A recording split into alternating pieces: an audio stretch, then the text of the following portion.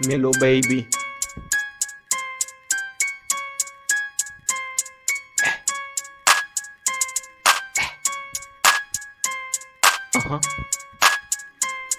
Hey.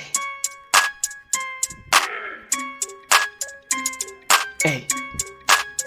Côté lève des autres moi yo, Tendez ça. Yeah. Hey. C'est moi qui des autres dans l'école là. Nèg yo mette m pour protocole là. Nèg yo dit c'est moi qui modèle là. Principal là dit c'est moi qui modèle là. Donc, pour faire yon bagay faut que suive moi.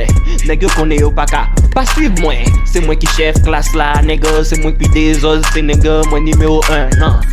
Pendant yo bay récréation, m'a raconte moi al dehors. M'pa gen problème yo getan sonné moi pas rentrer. Direktè a vinn contre m.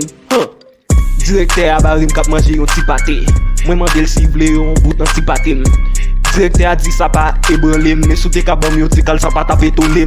Direktè ouvre Yon Bout. Non, est-ce qu'on Vle Yon Bout? Hey, Direktè ouvre Yon Bout. Direktè a dit ko c'est ko aime de figi ti bobout qui faut vinn bam mon ti kal nan bout Paul là. Moi dis non, ma ba li kon ça. Hey, 50 sou vle wa quitter m'entrer ou pas mettre m dehors l'école là même bam ti kal pâté. Ouvre Yon Bout. Hey, est-ce qu'on Vle Yon Bout? Non, ou pas Vle Yon Bout? Direktè a mandé si gon figi ti bobout. Hey, ou Vle Yon Bout? Non, moi pas Vle Yon Bout. Hey, ou Vle Yon Bout?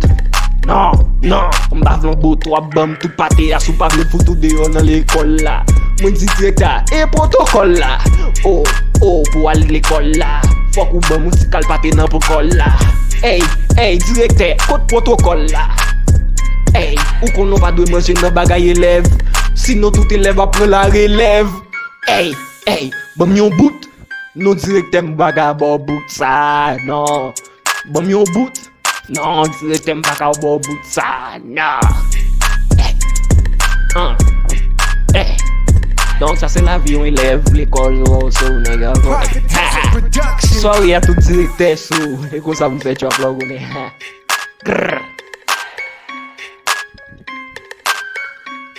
Melobabyelfe nègre.